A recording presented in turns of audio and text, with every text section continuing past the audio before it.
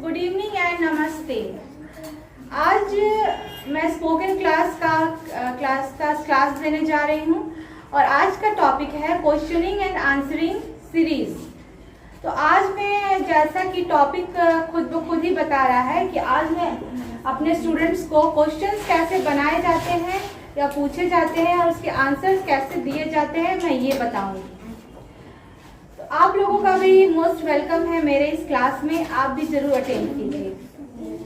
और फीस तो मैं आप लोगों से बहुत दूर हूँ, तो आप फीस तो दे नहीं सकते हैं, तो फीस के बदले मेरे चैनल को सब्सक्राइब करते, अपने फ्रेंड्स से भी सब्सक्राइब करवाएं और लाइक बटन को जरूर दबाएं।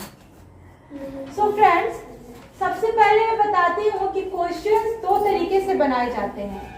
एक होता है हेल्पिंग वर्ब से, दूसरा होता है WH वर्ड से। तो हेल्पिंग वर्ब्स में आता है डू, डज, डिड, इज या एम। डू से हम ऐसे क्वेश्चन बनाते हैं प्रेजेंट टेंस में, अगर वर्ब नाउन अगर प्लूरल है, ठीक है, तो हम डू का इस्तेमाल करते हैं। जैसे do you go to school, क्या तुम स्कूल जाते हो। Do they attend my classes, क्या वे मेरी क्लासेस अटेंड करते हैं। डज जो है, अगर नाउन अगर सिंगुलर है तो डज वर्ड का यूज होता है। जैसे कि डज,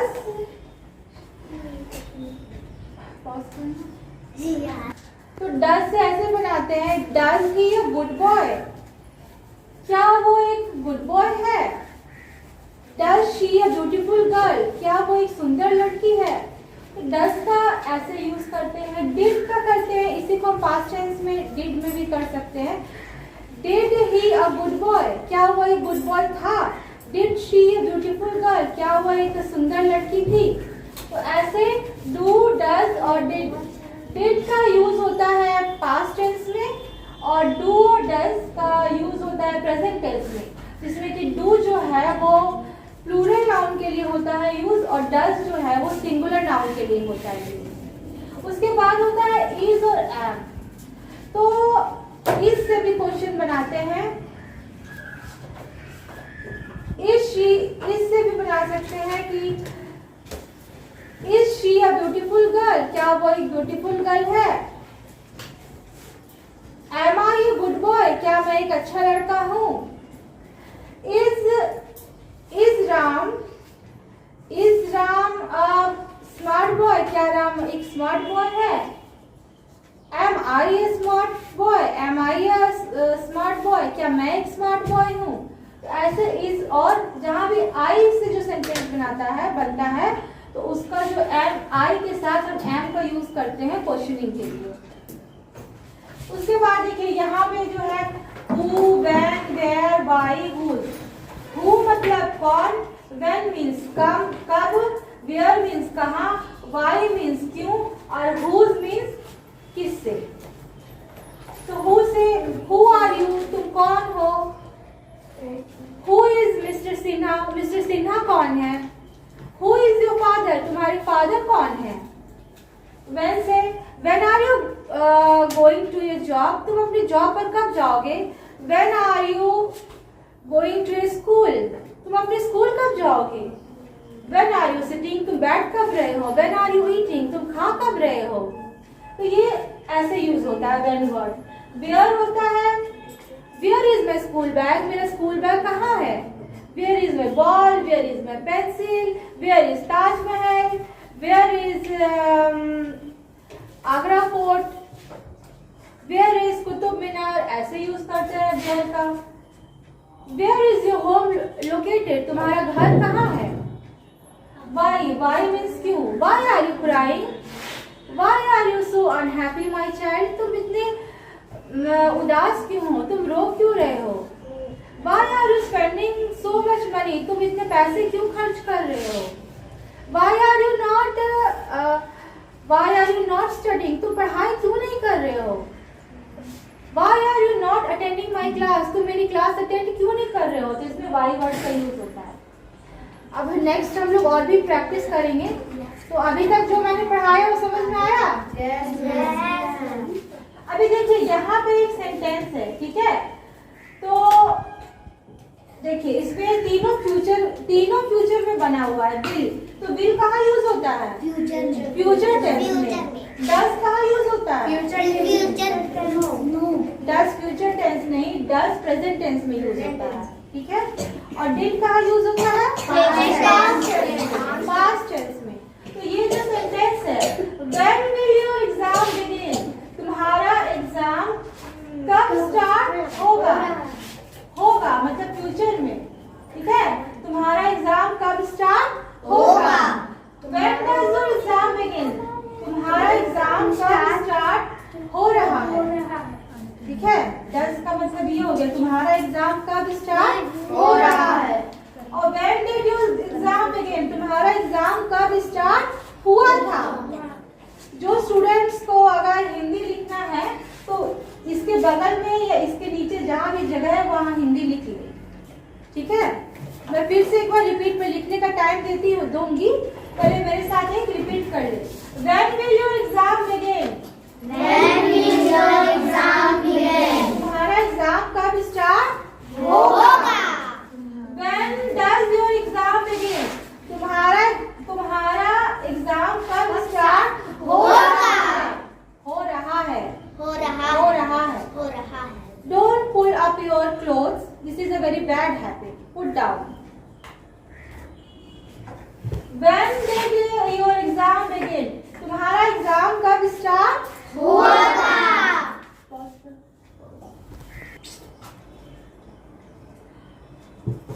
देखिए यहाँ पे एक क्वेश्चन है, वो क्वेश्चन कैसे बनता है वो बताती हूँ। Which subject do you like to read? Students say which subject Which subject do you like to read? do you like to read? तुम कौन सा सब्जेक्ट पढ़ना पसंद करते हो? तुम कौन सा सब्जेक्ट पढ़ना पसंद करते हो? अब नेक्स्ट है which subject Which subject did you like to read? did you like to read? तुम कौन सा सब्जेक्ट पढ़ना पसंद करते थे? तुम कौन सा सब्जेक्ट पढ़ना पसंद करते थे? फिर नेक्स्ट है which subject would you like to read? Which subject would you like to read? तुम कौन सा सब्जेक्ट पढ़ना तुम कौन सा सब्जेक्ट पढ़ना पसंद चाहोगे? तुम कौन सा सब्जेक्ट पढ़ना पसंद करोगे? पसंद नहीं, फिर तुम कौन सा सब्जेक्ट पढ़ना चाहोगे? क्या हुआ? तुम कौन सा सब्जेक्ट पढ़ना चाहोगे? यहाँ पे कुछ इंग्लिश का रूल है कि इस क्वेश्चन में हम विल यूज नहीं कर सकते। यहाँ पे क्या यूज करेंगे? वुड, ठीक है? तो डू किसके लिए हो गया? प्रेजेंट टेंस के लिए। तुम कौन सा सब्जेक्ट पढ़ना पसंद करते हो? हाँ, करते हो। और ये तुम कौन सा सब्जेक्ट डिड हो गया पास्ट टेंस के लिए। तुम कौन सा सब्जेक्ट पढ़ना पसंद करते थे? और ये तुम कौन सा सब्जेक्ट पढ़ना चाहोगे? सॉरी, पसंद नहीं बोलना, पढ़ना चाहोगे। उसके लिए हम वुड यूज किया फ्यूचर के लिए, ठीक है? तो ये क्लियर है। तो देखो एक ही क्वेश्चन को तीन तरह से पूछा गया कि नहीं? है ना? एक ही। तो इंग्लिश ऐसे ही है, ऐसा नहीं कि बहुत बड़ा ड्रैकुला है, ऐसा नहीं है। ड्रैकुला छोटा है, ड्रैकुला बड़ा नहीं है, भयंकर नहीं है, लेकिन छोटा ड्रैकुला का बहुत तरह का रूप है ना? उसका बहुत तरह का रूप है। हाँ, मैम भी आती है ना अलग अलग रूप बदल के, कभी बाल बांध के, कभी सूट पहन के, कभी जीन्स पहन के आती है ना? हाँ, कभी रेड लिपस्टिक, कभी पिंक लिपस्टिक, कभी मैरून लिपस्टिक लगा कर आते हैं ना। तो हमको भी अपना रूप बदलना बहुत पसंद है। उसी तरह इंग्लिश का भी बहुत तरह का रूप है, इससे डरने का बात नहीं है। अब देखिए आई लाइक टू रीड।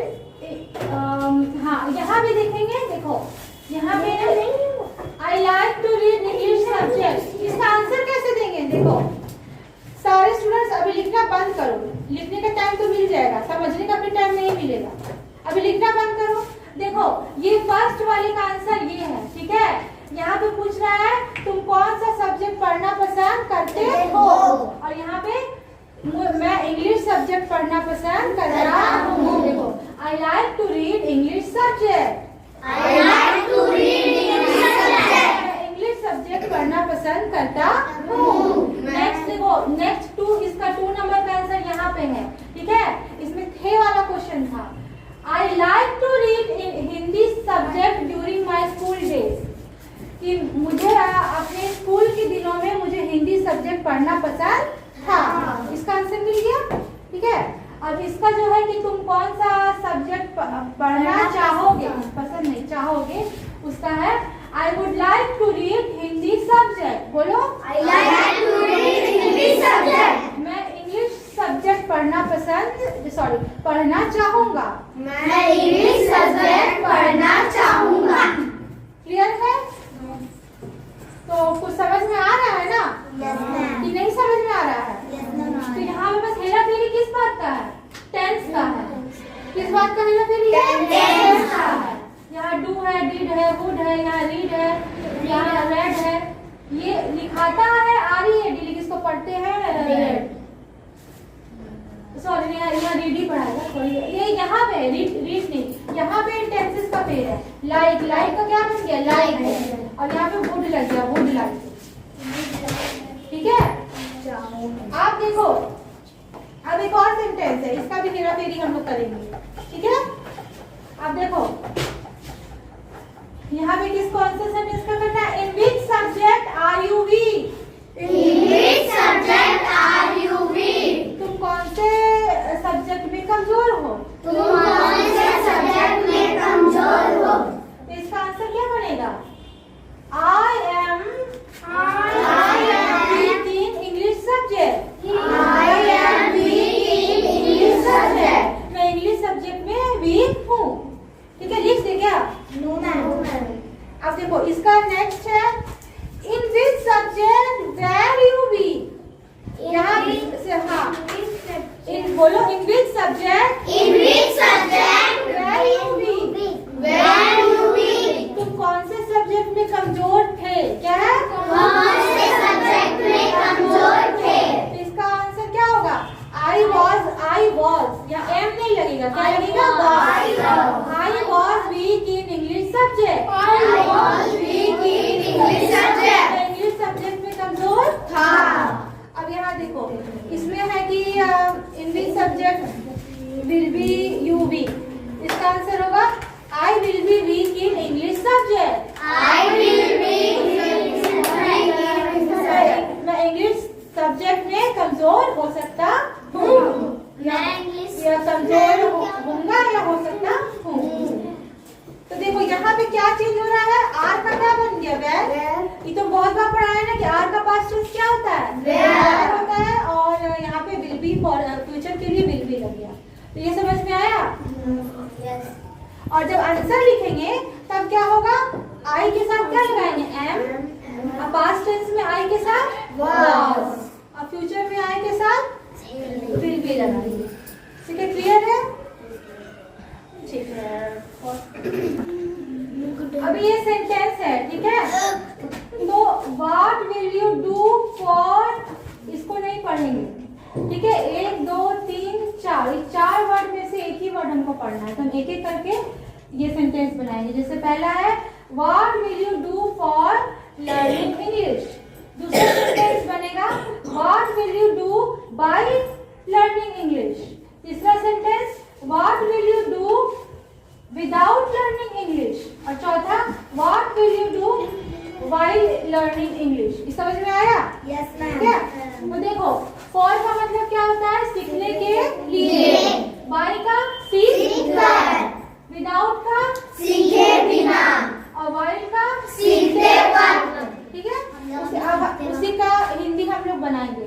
मान लो कि सेंटेंस है what will you do for learning, what will you do for learning English, मतलब तुम इंग्लिश सीखने के लिए क्या करोगे? क्या होगा? तुम इंग्लिश सीखने के लिए क्या करोगे? अगर सेंटेंस लेते हैं what will you do by learning English, तो होगा तुम इंग्लिश सीख कर क्या करोगे? क्या बनेगा? तुम इंग्लिश सीख कर क्या करोगे? तीसरा है व्हाट विल यू डू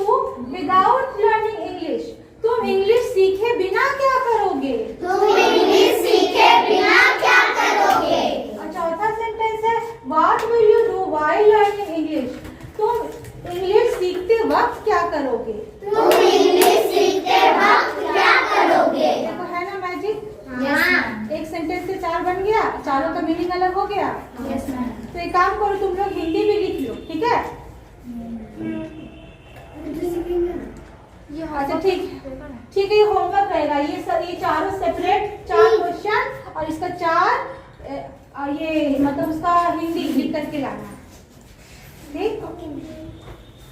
और मिनी तो दिखाई दिए है। अब इसका आंसर देखो कैसे देना है। अब मान लो कि है कि क्वेश्चन हो क्या लिखिए, I will go to class. I will go to. Foreign है, फॉरेन। फॉरेन के बाद क्या होगा? FOREIGN, REI।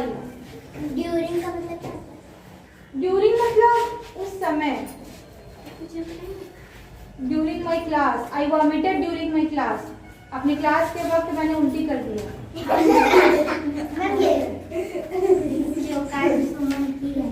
अब देखो, अब यहाँ पे देखो, ये सेकंड वाला का हम लोग क्वेश्चन बनाएंगे। देखो इस सेकंड वाला का, यहाँ ध्यान से, what will you do by learning English? तुम इंग्लिश सीख कर क्या करोगे? अब देखो इसका कितना तरह से हम लोग आंसर दे सकते हैं। I will prepare myself by learning English. मैं इंग्लिश पढ़ कर तैयारी करूंगा, है ना। मैं इंग्लिश पढ़ के मैं इंग्लिश सीख कर तैयारी करूंगा। आगे कौन है? बहुत कुछ कंपटीशन का एग्जाम के लिए कोई तैयारी करता है, कोई नौकरी के लिए तैयारी करता है। इंग्लिश नहीं है, कंपटीशन एग्जाम का, नौकरी के लिए, इंटरव्यू के लिए।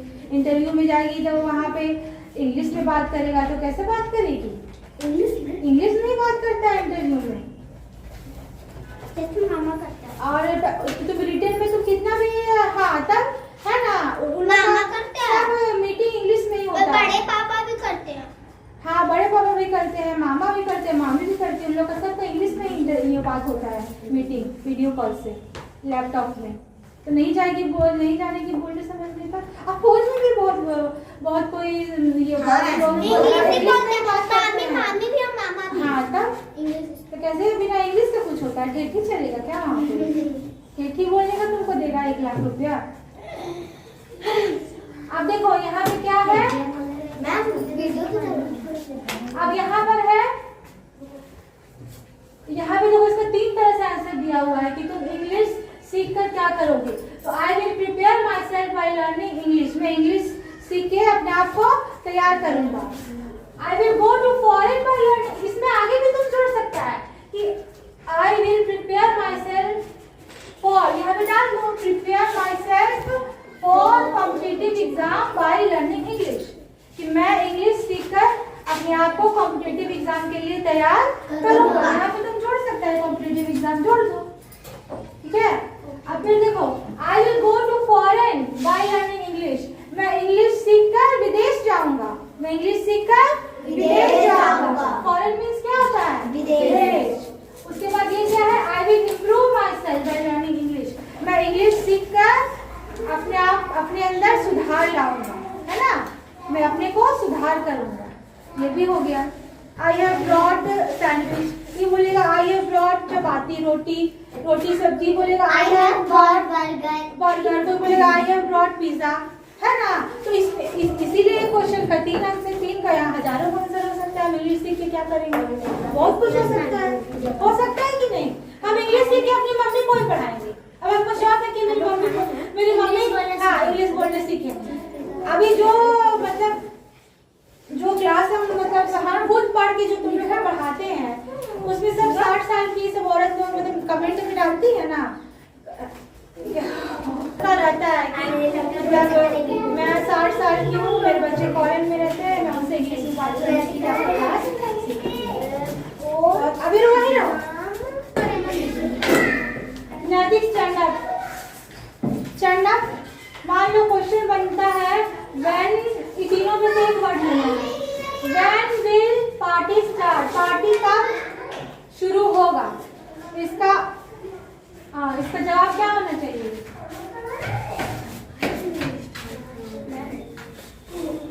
पार्टी 2 बजे स्टार्ट होगा। क्या आंसर होगा? Party will start from 2 o'clock। अगर ये बोलना है कि पार्टी 2 बजे शुरू होगा तो एट वर्ड का यूज करेंगे। The party will start at 2 o'clock। और अगर ये जवाब देना है कि पार्टी 2 बजे से शुरू फ्रॉम वर्ड का यूज करेंगे। The party will start from 2 o'clock। समझ में आया? और मान लो कि क्वेश्चन हम बनाते हैं when did party start, party कब शुरू हुआ था? तो पार्टी विल स्टार्ट, विल कहाँ से? विल कहाँ से? तो पास्ट टेंस का बात कर रहे हैं, लगाया। कौन जवाब देगा इसका?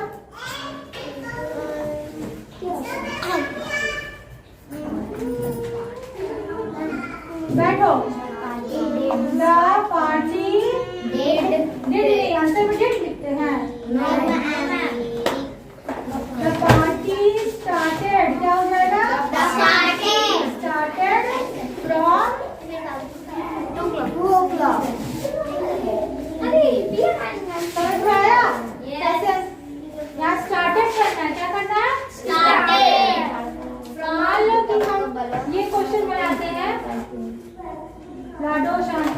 When does party start? Question है कि when does party start? इसका आंसर क्या होगा?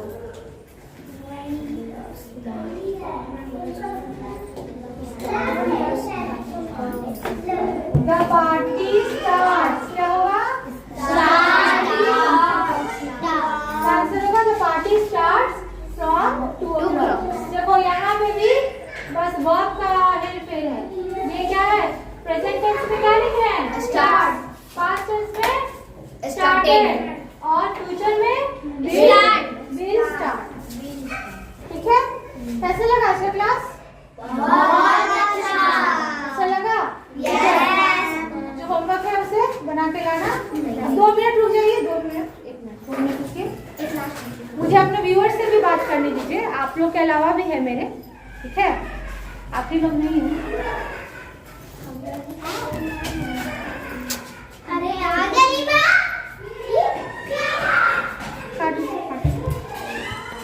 फ्रेंड्स, तो कैसा लगा आप लोगों को मेरा क्लास? आई होप कि आप लोगों को अच्छा लगा होगा।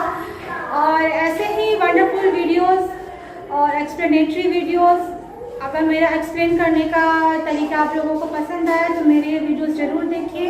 स्टे ट्यून्ड विद मी, और मैं इससे भी अच्छे अच्छे वीडियोस बनाऊंगी और आप लोगों का नॉलेज भी बढ़ाऊंगी, प्लस एंटरटेन भी करूंगी। तो फ्रेंड्स, मेरे वीडियोस को subscribe and let others to subscribe my channel. Thank you.